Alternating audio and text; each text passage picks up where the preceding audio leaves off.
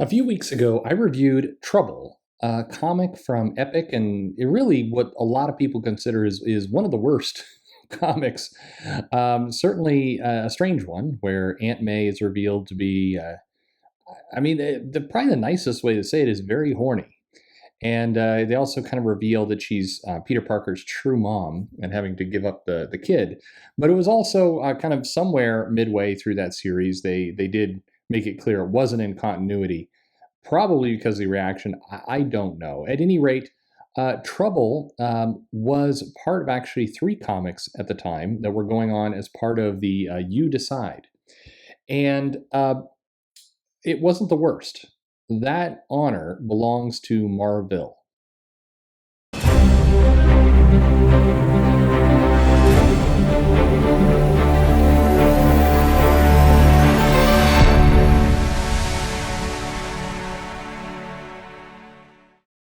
Hey everybody, this is Perch. Marville is a comic that very few people know, but I do think it is the worst comic.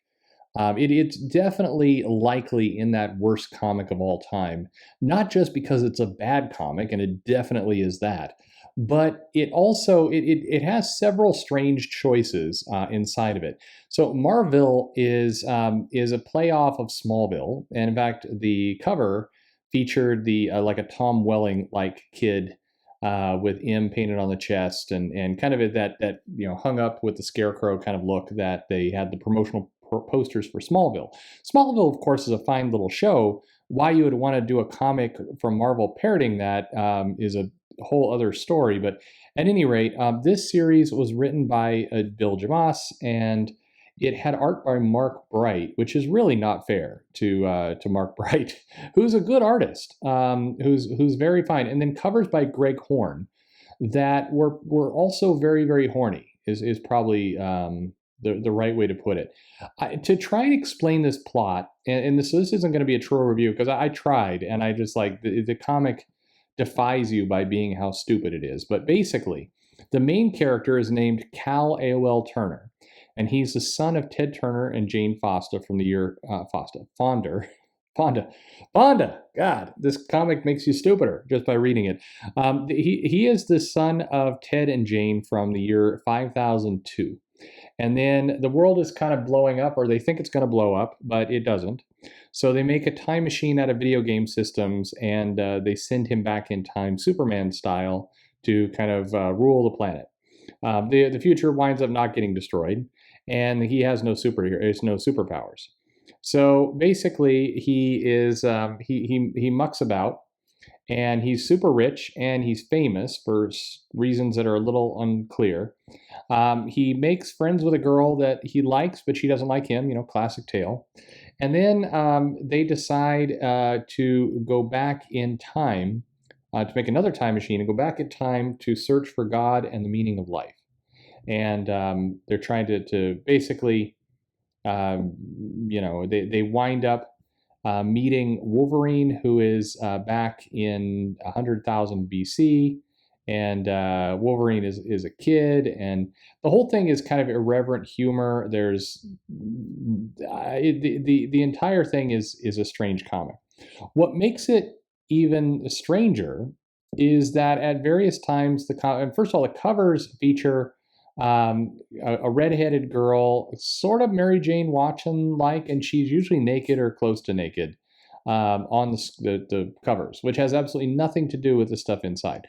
Mark Bright's art gets noticeably crappier as the series goes on, almost like he just does not care whatsoever as it goes.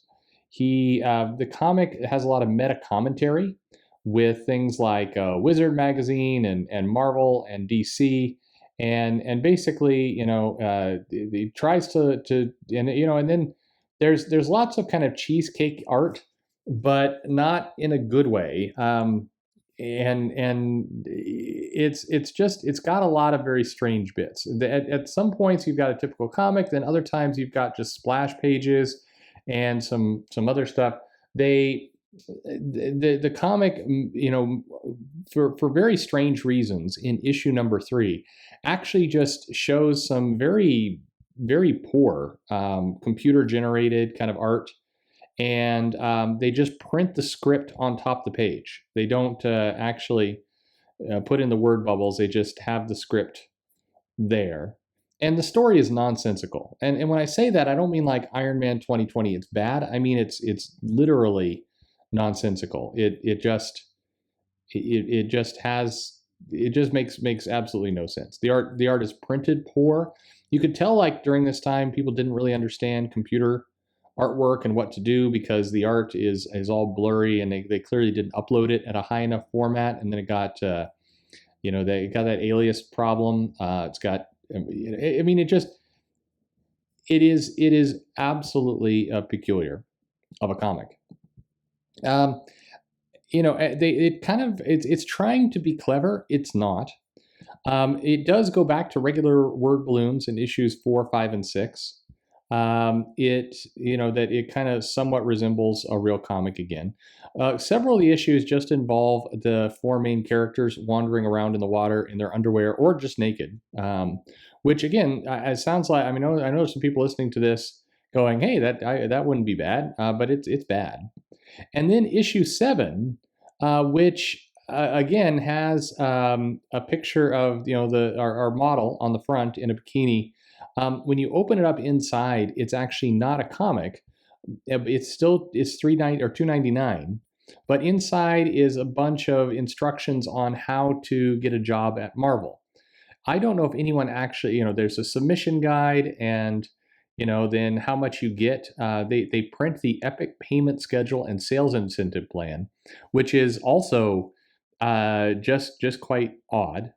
Basically, if your book sells 100,000 units, you get $5,000 additional with $30,000 payments. In addition to it being it's a comic you pay for where it talks about how much money you're going to make if Marvel decides to print something you do. The money is also absolute shit. So I could go through here in depth, but it is awful. Let me explain. So again, the comic, it never really resolves anything with Cal AOL Turner. He just kind of again farts around, and he visits God. He goes into the past, and then the comic kind of resolves with nothing. He just kind of walks off into the exit, literally an exit. It then at the very end, Bill Jemas writes an open letter to comic book creators, and in it starts with, "Marvel does not have the stuff that makes for top-selling comics." I mean, no shit. But it does explore the origin and meaning of life, so I thought it was worth a 6-issue series.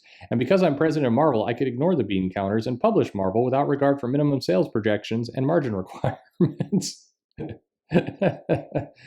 Oh God. This book is painful. I mean, keep in mind, this is a book Marvel printed and charged people for. And this letter at the end, I mean, I'm just going to read it to you. Marvel publishes just 45 comics per month, and our top 10 authors can do 2 to 3 each. That leaves few openings for newcomers, for you.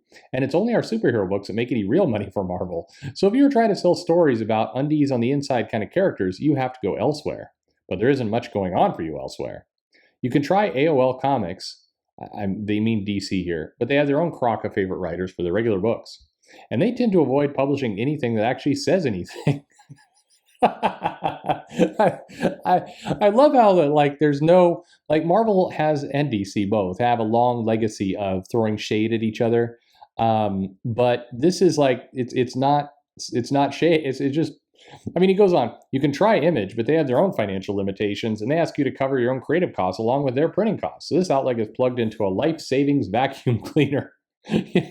You can try one of the indie publishers, but they can't afford coloring or coated paper, so your graphic story won't look very good. I mean, oh my God.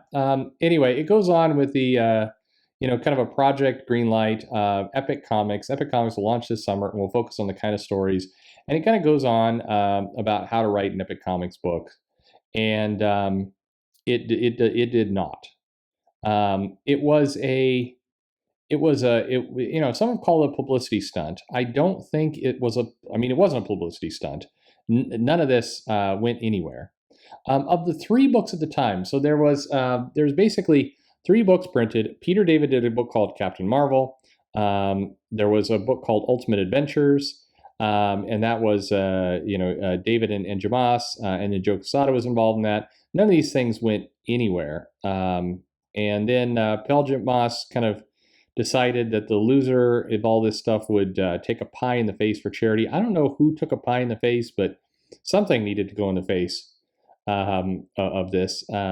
Captain Marvel that Peter David did was actually wound up being pretty solid. This was not the Captain Marvel that you probably know, but a different Captain Marvel entirely. So, where do you go with all this? I don't know. But Marville, it's a book Marvel would like to kind of forget. What's so peculiar in all this is Marvel published this, and it went out to people, and they attempted to make money off of it. It was an absolute garbage comic. I mean, this is the kind of thing that, anytime anyone goes on about some of the crowdfunded stuff is a waste of money. I mean, this is something Marvel published, they own, and that is they did this. they did this. They printed it. It went out. It was a very peculiar comic. I mean, on all level, like the sexuality in it was just uncomfortable and terrible. It's just terrible. You're seeing some of the pictures up on the screen. I mean, what do you make of all this? I don't know. But at any rate, this was Marville, and this is, I do think, it's on the worst comics of all time. For me, this is probably the worst comic of all time, both because it's a terrible, terrible story. The jokes are not just dad jokes, but like drunk dad jokes. They're just terrible jokes. The pot shots taken at both Marvel and DC when they're trying to be kind of self-insulting were worse. Like I said, the third issue just randomly deciding to print absolute low-res shit computer art and just print the script on top of it. If you're only listening to this video, by the way, and you haven't seen what's on the screen, you probably don't quite know what I'm talking about, or it doesn't sound like it could possibly be as bad as what I'm saying, but yes, it was. And then the seventh issue just being a submission guide for $2.99, it was weird. Definitely, it was very, very, very weird. It is. I mean, I don't know. What do you do with this? I do not know. Yeah, Marville, the worst comic I think that has been produced, certainly by Marvel. And I mean, it is. By the way, this comic and stuff like this is why I take with a grain of salt when people talk about the absolute trash of a new Warriors, this kind of new Warriors book or some of this stuff. You haven't seen trash until you've seen Marville. And, this was 2002, 2003. Anyway, do you remember this comic? Does this kill your soul like it does me? Leave me a comment below, like, subscribe, click the bell for notifications. Follow me on social media. Send me an email at comicsperch@gmail.com. And thanks for listening.